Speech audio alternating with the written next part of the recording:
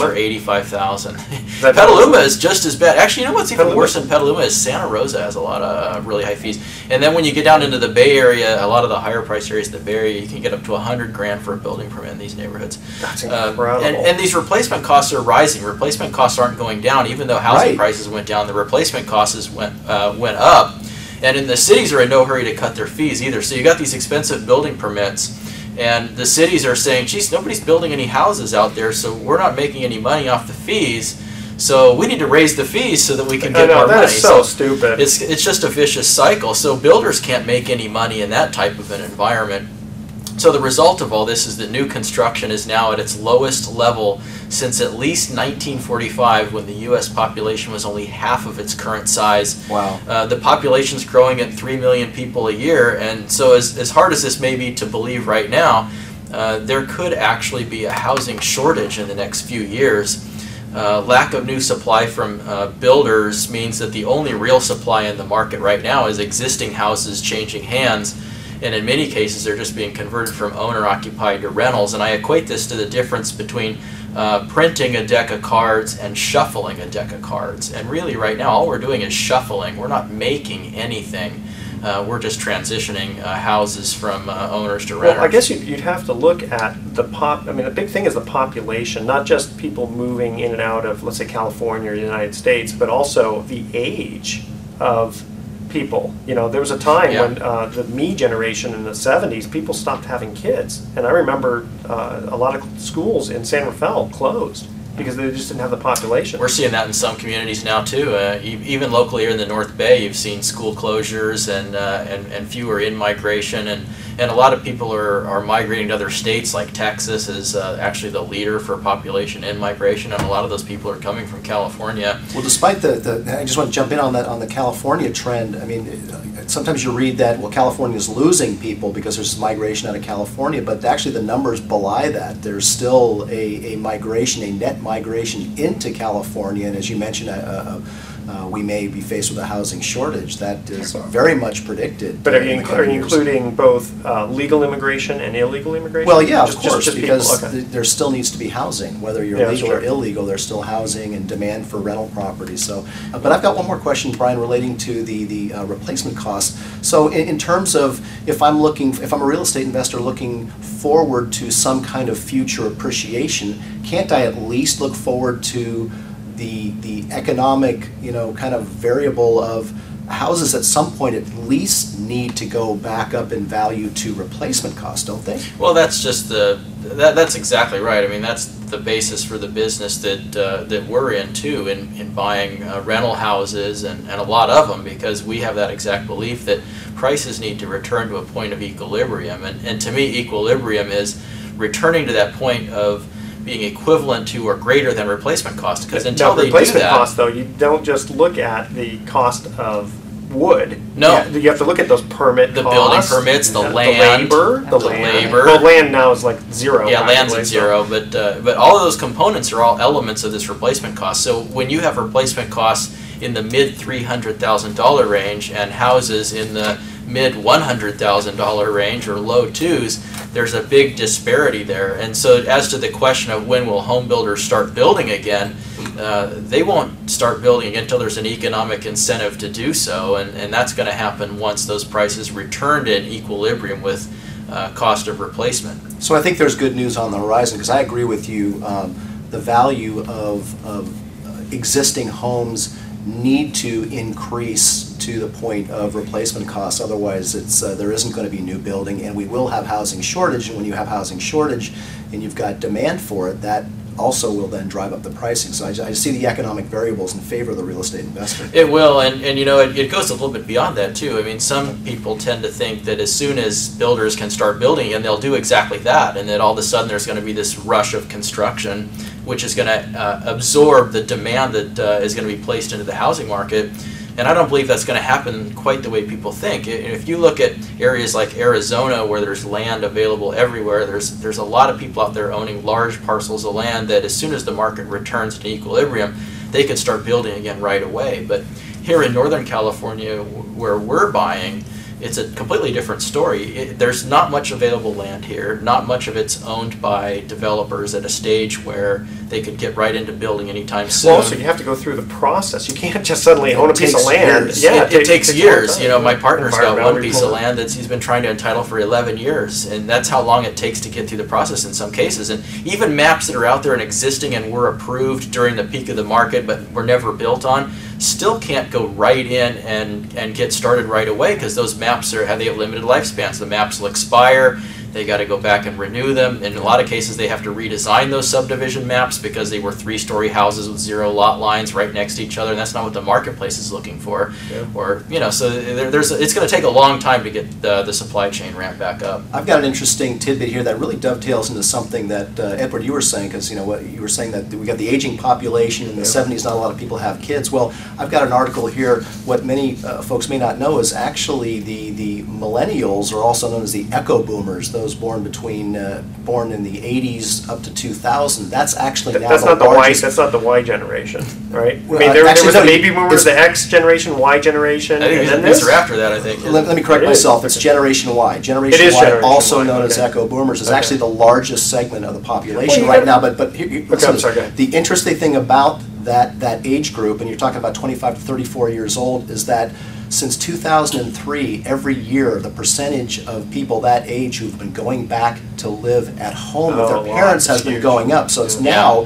now at 6%. And they're going to move out at They're some going to point. move out because Yeah. when those same people are polled, they all want to own their own home. Well, at some unless they point. wait for mom and dad to die and then they take over the existing house. But basically, if you had a bunch of baby boomers, eventually, in theory, those people had kids, right? And that's probably why this we call it the echo. Yeah, the echo boomers. So But we, then you have the so- people that have 3 and 4 children, and then they have to sell the house, or one buys it and. Mhm. Yeah, they're going to need more than one, that's for sure. But you're right, absolutely, Mark. I mean, the younger generation has done a lot of coupling over the last 5 years since the market downturn, and there's going to be a massive uncoupling once the economic climate supports that, and the housing market is not prepared for it. You know, there were only 551,000 housing starts this year, and it takes 1.5 million housing starts to keep up with population growth. So where are these people going to go when they do start that uncoupling process? Absolutely. So Pitch a tent. Yeah. So again, I think Occupy. the numbers are good for the real estate investor. I mean, I know we've had now 4 or 5 years of negative numbers here, and it's tough to look ahead and go, well, when is it finally going to recover? When every year we're looking at predictions of a recovery and it hasn't happened, and now they're saying in 12, well, now it's going to be 2013 before we see any semblance of a recovery. I think if you're looking at a 3 to 5 year, which I think if you're investing in real estate, you really need to be looking, I think the numbers look really good in terms of demand and supply and replacement costs and all the issues we were just talking about. Okay, we are going to cut to our third and final commercial break. When we come back, we're going to have email time for Mark, because there was a great question that we Excellent. received from a listener. Okay, here is the third and final trivia question. In hockey, and I'm not a big hockey person, but I thought, that's kind of fun, let's do this. Okay, in hockey, a player shoots the puck across at least 2 red lines, the opposing team's goal line being the last, and the puck remains untouched. What's the call? That's a tough one. Okay, the first 3 callers with the correct answer win a free 3-day, 2-night stay at the Lighthouse Resort. I see some shrugging of shoulders there. Okay. 4 fresh tires. Wow. I'll take it. 4 fresh tires. Okay, their website is lighthouse4fun.com. Call 888-912-1190. That's 888-912-1190 to answer this question. In hockey, a player shoots the puck across at least 2 red lines, the opposing team's goal line being the last, and the puck remains untouched. What's the call? Call 888-912-1190. Make sure to include your name, address, email address, speak slowly and spell it out, please, and your phone number, and we'll be right back.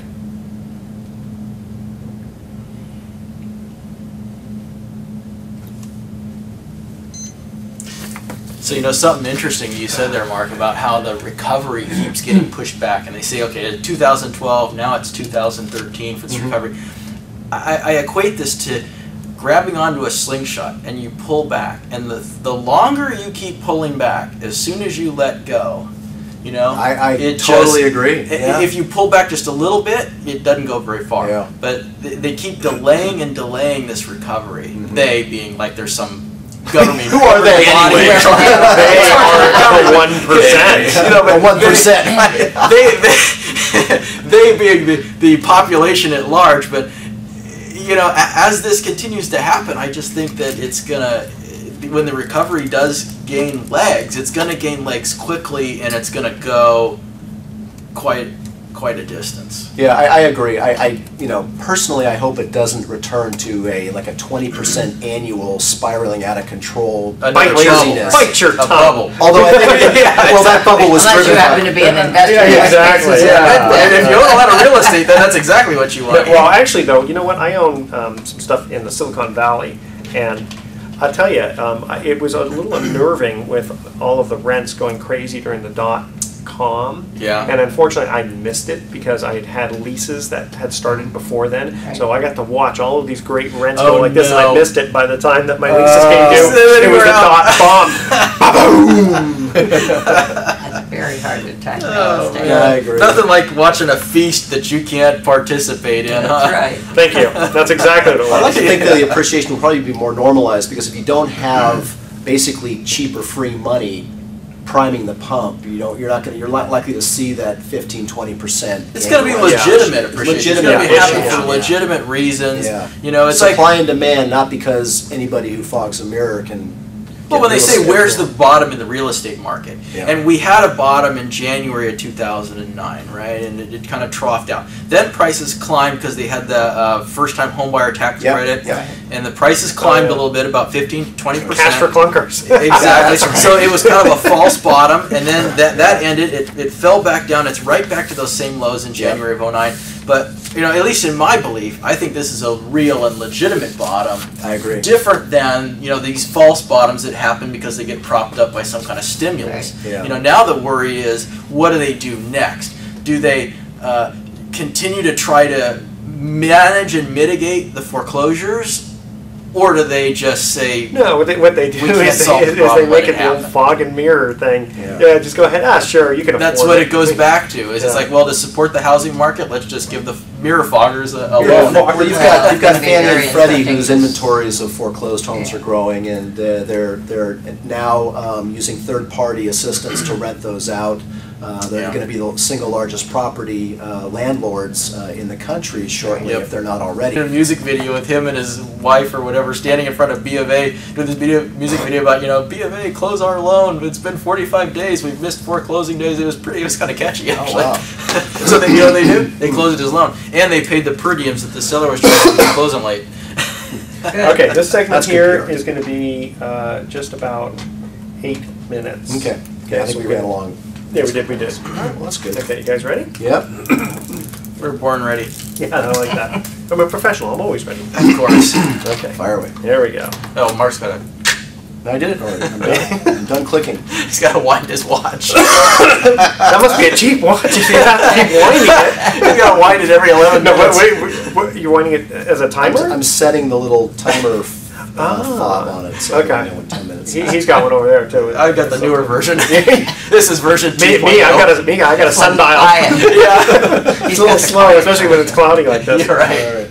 I should get an hourglass. There you go. Yeah, that's accurate. Well, welcome back to the Best of Investing. I'm Edward Brown, your host, along with Mark Humph and Brian Burke.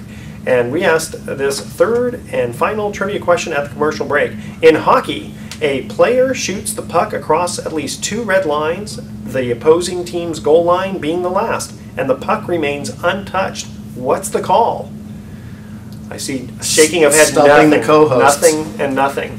And as soon as I say it, you guys will say, "Oh, I've heard that term, but I never knew what it meant." Goal. No, No. icing. What? Icing? Icing on the cake. That's You've it's never heard of cake, yeah. Icing on the puck? Never heard of icing. Oh, okay. I'm sure some of our listeners have heard of that. Okay, Mark, when we cut to the break, we didn't get quite a chance to ask this email question we received for you.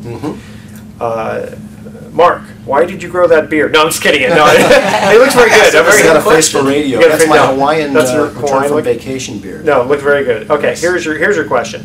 Do you charge borrowers upfront money before funding a loan? That's a good question. That is a good question. Well, the answer is, well, first of all, for new listeners, my company, Pacific Private Money, makes privately funded, also known as hard money loans, to real estate investors in the Bay Area. We're one of the fastest growing companies. In 2011, we did almost 160 privately funded real estate loans, mostly to fix and flippers or people collecting rental real estate. Guys like me. Yeah. So we made an awful lot of loans this year, and one of the things I think that make us stand apart from some other private lending companies in California is that we do not charge any upfront fee. And in fact, I would recommend anyone out there who's considering investing in real estate and might want to leverage their existing capital by using private money or a hard money loan, that whoever they talk to, if that company asks for an upfront fee or some kind of upfront commitment fee, you should really turn the other way or make some call calls. Pacific Private Or Money. call Pacific Private Well, Money. okay, I got. This is kind of a hard question then. All right. So what do you do when a borrower says, "Oh, Mark, I love your rates, love your terms, great points, and all that," and has you start going down the path, gives you financial statements, tax returns, the whole thing, and then decides, "Nah, I don't need the loan."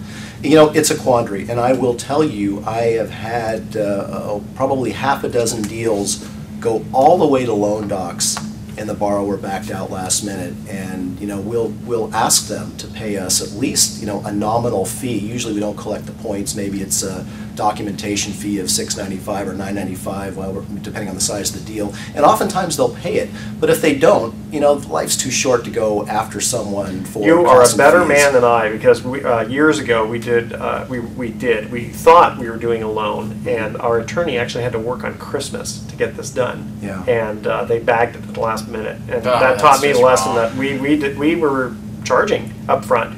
Now, if we, obviously Yeah, but we you were only did doing the- larger